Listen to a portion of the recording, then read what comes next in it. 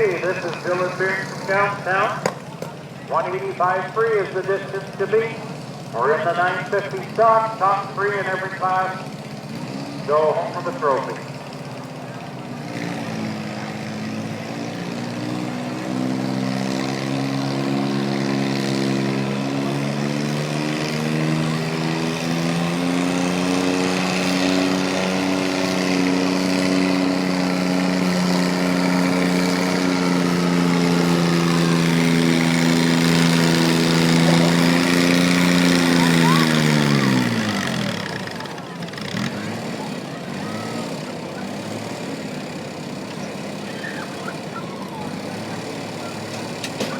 $174.11 right there for Dylan Beard.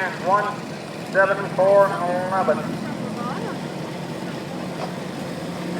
Travis Brubaker from Atwood should be up next, and Dan Murray, Todd McMullen.